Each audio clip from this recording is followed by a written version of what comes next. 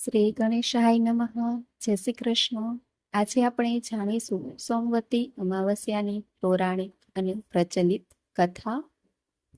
એક ગરીબ બ્રાહ્મણ પરિવાર હતું. એ પરિવારમાં પતિ પત્નીના સિવાય એક પુત્રી પણ હતી.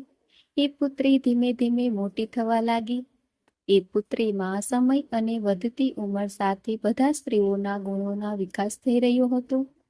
એ છોકરી સુંદર, સંસ્કારવાન અને ગુણવાન હતી, પણ ગરીબ હોવાના કારણે એમનું લગ્ન નહીં થઈ રહ્યું હતું. એક દિવસ બ્રાહ્મણના ઘરે કે સાધુ મહારાજ આવ્યા. તે એ કન્યાના સેવાભાવથી ખૂબ પ્રભાવિત થયા. કન્યાને લાંબી ઉંમરના આશીર્વાદ આપતા સાધુએ કહ્યું કે આ કન્યાની હથેળીમાં લગ્ન માટે કોઈ રેખા નથી. ત્યારે એ દંપતીએ સાધુથી ઉપાય પૂછ્યું કે કન્યા એવું શું કરે કે એમના હાથમાં લગ્ન યોગ બની જાય. સાધુ થોડી વાર વિચાર કર્યા પછી અંતરદ્રષ્ટિથી ધ્યાન કરીને જણાવ્યું કે થોડા દૂર એક ગામમાં એક સોના નામની ધોબણ જાતિની એક મહિલા એમના દીકરા અને વહુ સાથે રહે છે, જે ખૂબ જ આચાર વિચાર અને સંસ્કાર સંપન્ન અને પતિવ્રતા છે. જો એ કન્યા એમની સેવા કરે અને એમની માથામાં સિંદૂર લગાવી દે, એ પછી એ કન્યાના લગ્ન થાય તો એ કન્યાના વિધવ્ય યોગ મટી શકે છે. સાધુએ પણ જણાવ્યું કે મહિલા કયા પણ આવતી જતી નથી. આ વાત સાંભળી બ્રાહ્મણે એમની દીકરીથી ધોબણની સેવા કરવાની વાત કહી.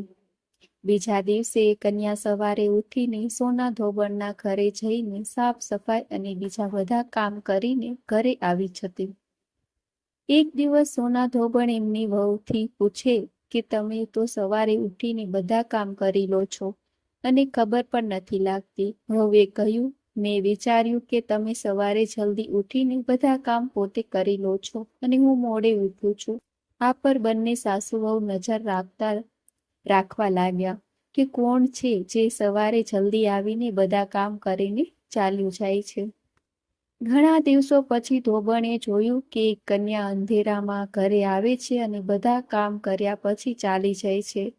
જ્યારે એ જવા લાગી તો સોના ધોબણ એમના પગે પણ પડી ગઈ અને પૂછવા લાગી કે તમે કોણ છો, જો આ રીતે છુપીને આવી મારા ઘરની ચાકરી કરો છો. ત્યારે કન્યાએ સાધુએ કહેલી બધી વાત કહી. સોના ધોબણ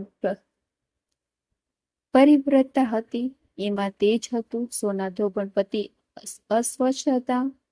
અસ્વસ્થ હતા. એમને એમની વહુને એમના પરત આવવા સુધી ઘર જ રહેવાનું કહ્યું. સોના ધોબણે એમની માંગનું સિંદૂર કન્યાની માંગમાં લગાવ્યું. એમનો પતિ મરી ગયો અને એ વાતથી એમને ખબર પડી કે એ ઘરથી જળ આપ્યા વગર ચાલી હતી. આ સોચીને જ રસ્તામાં જ્યાં પીપળનું પેડ મળશે તો એને ભવનરી આપીને એમની પરિક્રમા કરીને જળ ગ્રહણ કરશે.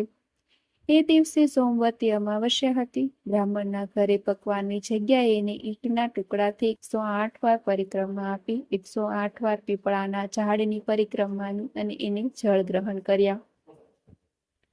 એવું કરતા જ એમનું મરણ પતિ જીવતો થઈ ગયો. આથી સોમવતી અમાવસ્યાના દિવસથી શરૂ કરીને જે માણસ દરેક અમાવસ્યા પર પરિક્રમા આપે છે એમને સુખ અને સૌભાગ્યમાં વૃદ્ધિ થાય છે.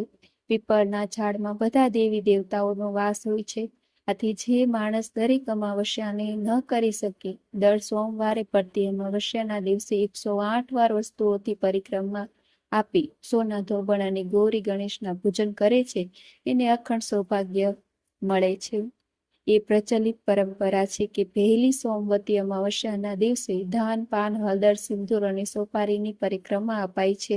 એ પછી સોમવતી અમાવસ્યાને તમારા સામર્થ્ય મુજબ ફળ, મીઠાઈ, સુહાગનની સામગ્રી વેખીરીથી પણ પરિક્રમા આપી શકાય છે અને પરિક્રમા પર ચઢાવેલ સામાન કોઈ બ્રાહ્મણ, નણંદ કે ભાણેજને આપી શકાય છે.